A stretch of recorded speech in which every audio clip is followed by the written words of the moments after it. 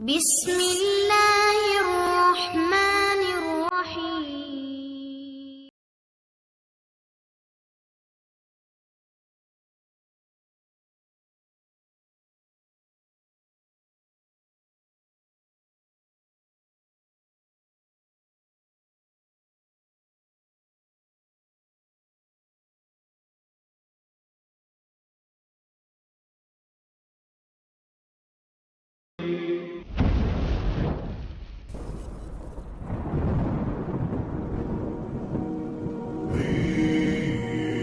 نرفع الرايات سوف يعلمون أن نحن المسلمون قادمون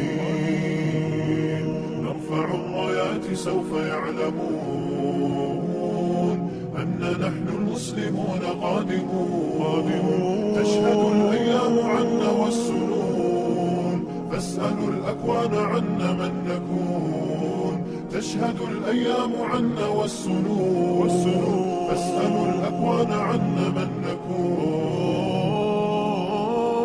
لن يطول البعد عن نصر. Tidakkah kita melihat Al-Quranul Karim ketika Allah Subhanahu wa ta'ala memberikan sosok tak ada duanya dalam penegakan tauhid, bahkan ia menjadi lambang tauhid, yaitu Nabiullah Ibrahim alaihissalam dengan seluruh ujiannya Allah. Wa idh ibtala Ibrahim rabbuhu bikalimat fa'atammahun, seluruh ujian Allah lulus dengan sempurna. Nabiullah Ibrahim alaihissalam, saat Ibrahim menghancurkan patung-patung itu, bukankah Al-Quran yang mengungkapkan masyarakat musyrik, yaitu masyarakatnya Nabiullah Ibrahim alaihissalam itu, mereka berkata qalu sami'na fatan, mereka berkata kami mendengar ada fata, anak muda, yuqalu lahu Ibrahim, namanya Ibrahim. Ibrahim alaihissalam usianya usia fata, saat dia sudah memiliki iman yang sangat kokoh. Tak hanya iman dalam dirinya, dia tidak rela masyarakatnya berbuat kemusyrikan dan dihancurkan dengan penuh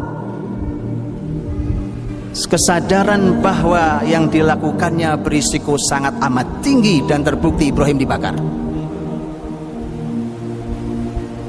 Apa usia tua? Bukan, usia fata, usia pemuda. Bukan satu-satunya ini dalam Quran melimpah hal ini. Bukalah kembali kisah Nabiullah Yusuf alaihissalam saat digoda oleh wanita penguasa, istri penguasa yang punya kuasa, yang punya harta, bahkan wanita yang cantik, mungkin paling cantik di zamannya. Saat digoda, berapa umur Yusuf alaihissalam? Quran kembali mengungkap dengan kata fata. Wa qala niswatun fil madinati imra'atul azizi turawidu fataha. Ketika para wanita menggunjing istri penguasa mereka itu, menggoda fataha, menggoda anak muda yang melayaninya. Usia anak muda.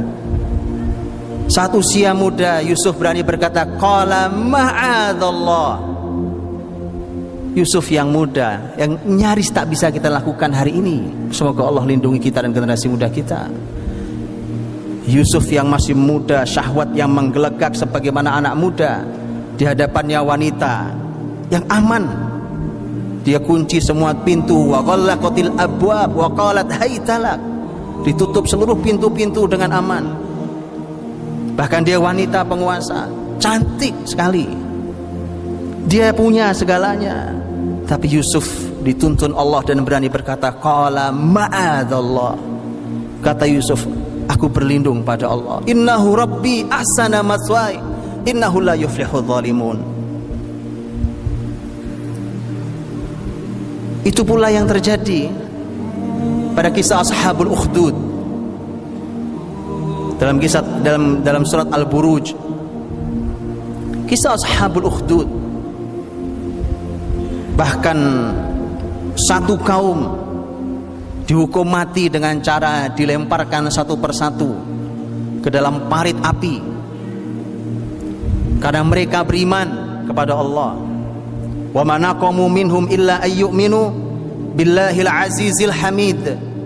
Tidaklah mereka begitu bencinya kepada masyarakat ini kecuali karena masyarakat ini adalah masyarakat yang beriman pada Allah Subhanahu wa taala. Pun sama seperti hari ini. Apa yang membuat mereka benci kepada kita? Bukan karena suku kita, bukan karena harta, bukan bisnis kita, bukan ras kita. Karena kita beriman pada Allah Subhanahu wa taala. Allah catat dalam Quran. Bagaimana masyarakat besar itu tiba-tiba bisa masuk Islam? Karya satu anak muda. Satu anak muda, bacalah dalam kitab tafsir. Satu anak muda yang berhasil menghantarkan dengan izin Allah hidayah ke dalam hati masyarakat itu, kemudian mereka beriman. Lihatlah bagaimana seorang anak muda berhasil mengantarkan hidayah ke masyarakatnya.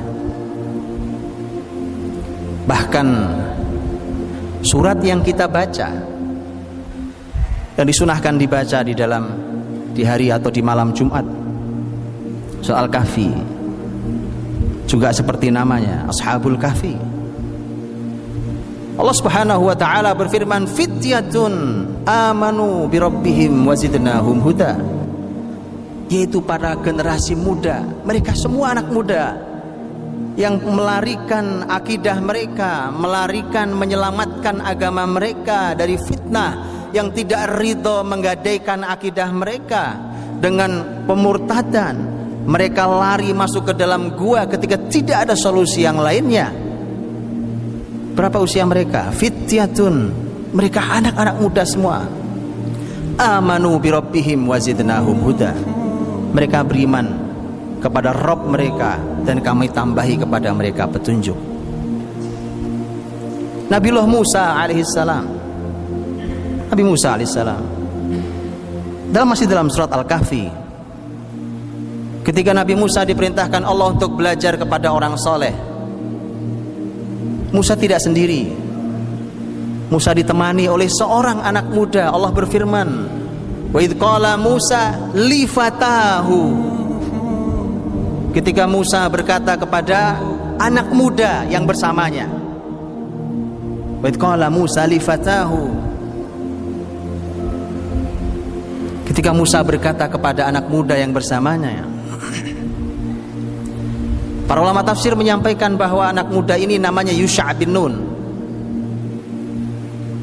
Anak muda yang membersamai Nabi, membersamai orang soleh dan orang berilmu itu. Kelak pun Yusha' bin Nun menjadi pemimpin, bahkan diriwayatkan dia menjadi nabi setelah Musa dan Harun meninggal. Hadirin dirahmati Allah Subhanahu wa taala. Tidak berhenti sampai di sini. Begitu banyak datanya dan disimpulkan oleh kalimat yang disampaikan oleh Imam Ibnu Katsir dalam tafsirnya. Imam Ibnu Katsir dalam tafsirnya ketika menafsirkan kata fityatun amanu bi rabbihim wazidnahum huda,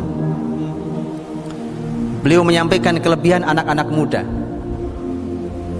Dan setelah itu beliau mengatakan, walihada kana aktsarul mustajibina lillahi wa li rasulihi sallallahu alaihi wasallam syababan. Karenanya, kata Imam Ibnu Katsir, karenanya yang paling banyak menyambut panggilan Allah dan Rasulnya adalah anak-anak muda. Kebanyakan anak-anak muda. Wa amma masyayikh min Quraisy fa'ammatuhum baqaw ala dinihim wa lam yuslim illa qalil. Adapun dari kalangan orang-orang tua di masyarakat Quraisy, kebanyakan mereka tetap mempertahankan agama kemusyrikannya dan tidak masuk Islam kecuali hanya sedikit sekali. Imam Ibnu Katsir bukan hanya seorang ahli tafsir. Beliau ahli berbagai macam ilmu, diantaranya ahli ilmu sejarah. Karenanya kitab Al-Bidayah wan Nihayah hanyalah salah satu karya sejarah yang kita tahu luar biasa. Ketika beliau simpulkan itu, maka silahkan dibaca. dalam data sejarah Nabi Muhammad SAW, tidaklah peradaban dipikul kecuali oleh generasi muda. 10 sahabat Nabi yang dijamin masuk surga, yang merupakan orang-orang awal: Abu Bakar, Umar, Utsman, Ali, Abdurrahman, Zubair, Talha, Abu Ubaidah, Sa'id bin Mu'adz. Ketika 10 sahabat yang dijamin masuk surga ini, kita melihat data usianya sangat luar biasa dan istimewa. Berapa yang Anda bayangkan tentang usia mereka? Orang-orang awal yang ada di sekeliling Nabi dan kelak mereka semua pemimpin. Kepemimpinan hanya berputar di antara mereka. Bahkan ketika Umar meninggal, Umar menyerahkan kepemimpinan agar muslimin hanya memilih di antara mereka saja yang masih hidup. Saat bersama Nabi, mereka bersama Nabi pertama kali mereka. Hadirin dirahmati Allah, yang usianya berkepala 3 hanya 3 orang. Yang usia berkepala 3 hanya 3 orang: Abu Bakar, Utsman, Abdurrahman bin Auf. 7 orang di bawah kepala 3 usianya, bahkan 5 orang di bawah 20 tahun.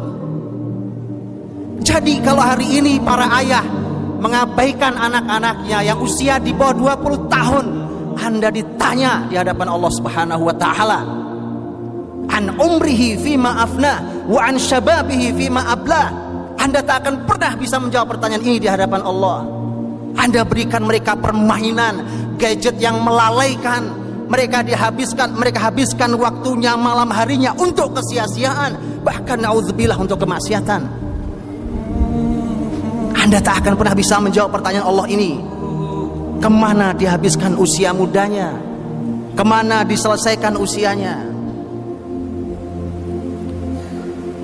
Sekaligus menjadi sebuah renungan besar untuk generasi muda kita, wahai para pemuda. Sebuah renungan yang tidak sederhana.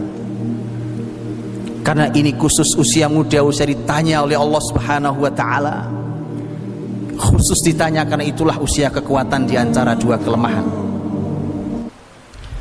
Karena hadirin dirahmati Allah, memperhatikan generasi muda, kalau kita benar perhatikan dan kita didik mereka, maka benar Anda telah memperhatikan dan mendidik sebuah kebangkitan peradaban.